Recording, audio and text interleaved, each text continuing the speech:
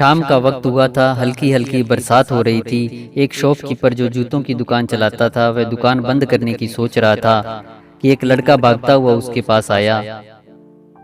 MSG videos channel में आपका स्वागत है। बारिश में भीगा हुआ था।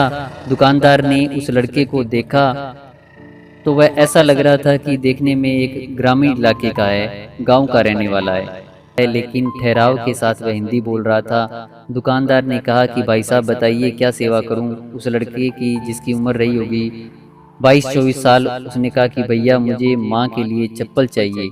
जो शॉपकीपर था उसने कहा कि नाप बताइए, किस नाप की चप्पल चाहिए, मम्मी आई है साथ में? तो उसने कहा नहीं मम्मी नहीं आई है।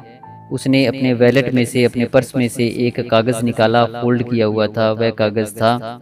कागज को फैलाया तो उस पर पेन से आउटलाइन किए हुए 2 पैरों के निशान थे। उस लड़के ने कहा कि इसके हिसाब से आप चप्पल दे दीजिए। दुकानदार ने कहा यह क्या है, ये कैसा नाप है, मतलब नाप का तो पता होगा ना आपको। लड़का जब कहने लगा तो उसकी आंखों से आंसू निकलने लगे। ऐसा लगा कि मानो कोई सब्र का बांध टूट गया हो। उसने कहा कि भाई साहब क्या नाप, गांव का रहने वाला लड़का हूँ, मेरी माँ ने आज तक चप्पल नहीं पहनी है। कांटों में झाड़ियों में मजदूरी करके थोड़ा बहुत पैसा इकट्ठा करके मुझे पढ़ाया। मुझसे कहा कि जब पहले तू जूते पहन, इंटरव्यू दे, नौकरी कर, तेरा सबसे ज़रूरी है जूता पहनना, मेरा नहीं।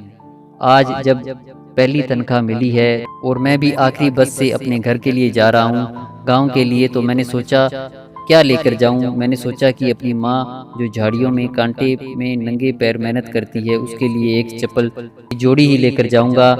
अब नाप तो मुझे मालूम नहीं, मैंने ऐसे ही पेन से आउटलाइन बना दी, इसी नाप की चप्पल दे दीजिएगा। दुकानदार भी बड़ा भावुक हो गया। उसने कहा कि जरूर। उसने चप्पल निकाली, लड़के ने पसंद की और बॉक्स पैक किया। उसने कहा कितने रुपए की है? दुकानदार ने कहा 800। फिर दुकानदार को लगा पता नहीं कितनी सैलरी मिली होगी उसको। पूछा भैया क्या तनख्वाह मिल रही है आपको? लड़के ने कहा 8,000 मिल रहे हैं, खर्चा पानी निकाल के 5,000 खर्च हो जाते हैं, 3,000 बचे हैं माँ के लिए। दुकानदार ने कहा भाई साहब ज़्यादा नहीं हो जाएंगे 800 की चप्पल? लड़के ने कहा कि अपनी माँ के लिए कुछ भी ज़्यादा नहीं हो सकता। पेमेंट किया, चप्पल लेकर के चलने लगा तो दुकानदार ने टोका रुको रुको। दुकानदार ने एक और चप्पल, एक नया बॉक्स पैक किया और लड़के को कहा कि ये भी ले जाओ और अपनी माँ से कहना कि आपके दूसरे बेटे ने आपको ये गिफ्ट दिया है। माँ से कहना कि ये वाली जब खराब हो जाए तो ये वाली पहन लेंगे, लेकिन अब उसे नंगे पैर नहीं रहना है और माँ को मेरा प्रणाम भी कहना। लड़का भी इमोशनल हो गया। उसने कहा जरूर भैया। जाने लगा। फिर से दुकानदार ने कहा एक सेकंड रुको, बस एक आखिरी मैं तुमसे मांग करना चाहता हूँ, डिमांड करना चाहता हूँ। सुनो मेरी बात सुनो, तुम्हारे पर्स में जो कागज रखा है जिस पर पैरों के निशान बने हैं वह मुझे दे दो। चलो ठीक है रख लो। भैया को पेपर दिया। उसके बाद लड़का चला गया। दुकानदार अंदर गया, जो कागज था उसको लेकर के जहाँ पूजा करता था वहाँ रख दिया। दुकानदार के नौकरों ने कहा कि यह क्या कर रहे हो? दुकानदार ने कहा कि आज मैंने लक्ष्मी जी के पैर देखे हैं, बस उन्हें आज से पूजा में घर में रख रहा हूँ। वह पेपर यहाँ रखा रहेगा ना तो न जाने कितनी बरकत होगी हमारी दुकान में। वाकई में ही वो माँ लक्ष्मी है जिनका इतना संस्कार वाला बेटा है। छोटी सी कहानी बस यही सिखाती है कि जिंदगी में माँ है तो हम सब हैं।